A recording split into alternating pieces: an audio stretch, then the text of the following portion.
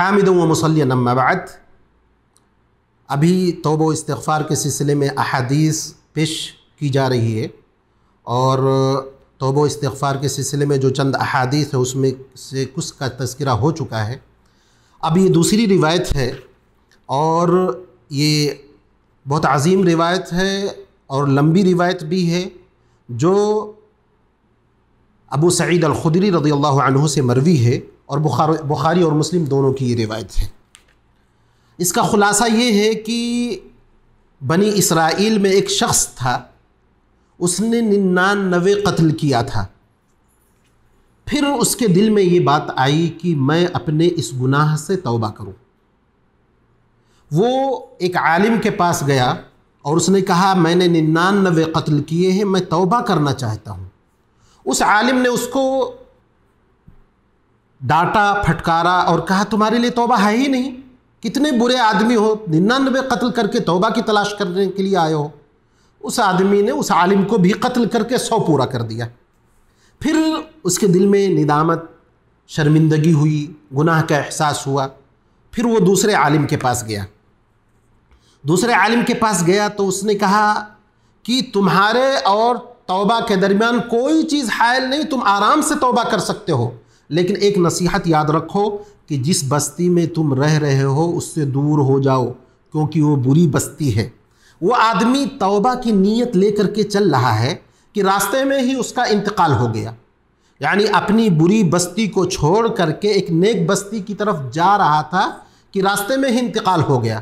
اب اس نے ظاہری طور پر توبہ کا کوئی عمل نہ کیا اور نہ ہی کوئی نیک کام انجام دیا، تو رحمت کے فرشتے اور عذاب کے فرشتے دونوں نیچے آئے اس بندے کے پاس اور آپس میں جھگڑنے لگے کہ اس کی روح کو میں لے کے جاؤں گا۔ اللہ تبارک و تعالیٰ نے دونوں قسم کے فرشتوں کو یہ حکم دیا کہ زمین کو ناپو، اس کی پیمائش کرو، اگر نیک بستی کے زیادہ قریب ہے تو رحمت کے فرشتے اس کی روح کو لے کے جائیں گے، اور اگر بری بستی کے قریب ہے تو عذاب کے فرشتے اس کی روح کو لے کے جائیں گے۔ بلکہ بعض روایت میں آتا ہے کہ اللہ تبارک و تعالیٰ نے نیک بستی کے راستے کو سکوڑ دیا تاکہ رحمت کے فرشتے اس کو لے کے جائیں۔ یہ بہت عظیم روایت ہے، اور ان لوگوں کے لیے اس میں دلاسا ہے جو بہت زیادہ گناہ کر لیتے ہیں اور اللہ کی رحمت سے مایوس ہو جاتے ہیں۔ حالانکہ اللہ کی رحمت سے مایوسی یہ کفر ہے، انہو لا ییأس من روح اللہ الا القوم الکافرون۔ اللہ تبارک و تعالیٰ نے فرمایا کہ اللہ کی رحمت سے مایوس کافر ہی صرف ہو سکتے ہیں۔ تو اس حدیث سے جو چیز ہم کو معلوم ہوئی، پہلی بات یہ کہ توبہ کا دروازہ کھلا ہے۔ جتنی بھی بڑی غلطی ہے، وقت سے پہلے اگر کوئی شخص توبہ کرنا چاہے تو وہ توبہ کر سکتا ہے۔ توبہ اور اس کے درمیان کوئی چیز حائل نہیں، چاہے وہ گناہ کفر کا ہو، چاہے قتل کا ہو، چاہے جس چیز کا ہو، اللہ کے یہاں اس کا توبہ قبول ہے۔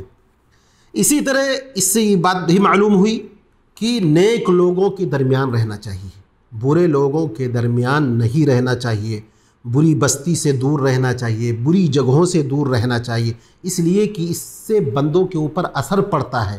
اگر برے لوگوں کے درمیان ہے تو برا کام انجام دے گا، اچھے لوگوں کے درمیان اچھی بستی میں ہے تو اچھا کام انجام دے گا۔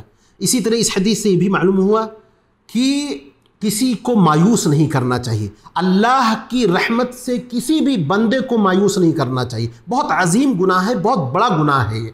اسی طرح یہ بات بھی معلوم ہوئی کہ پوچھنے والے کو مناسب آدمی سے پوچھنا چاہیے جو بہترین جواب دے سکے، اور اسی طرح جو جواب دے رہا ہے اس کے لیے ایک سبق ہے کہ وہ بہترین جواب دے، آسان جواب دے، بشارت دینے والا جواب دے، نفرت دلانے والا، اسی طرح اللہ کی رحمت سے مایوس کرنے والا جواب نہ دے۔ اللہ تبارک و تعالیٰ سے دعا ہے کہ اللہ تبارک و تعالیٰ ہم کو توبہ کی توفیق عطا فرمائے، گناہوں سے بچائے، نیک عمل کی توفیق عطا فرمائے۔ وآخر دعوانا الحمد للہ رب العالمین۔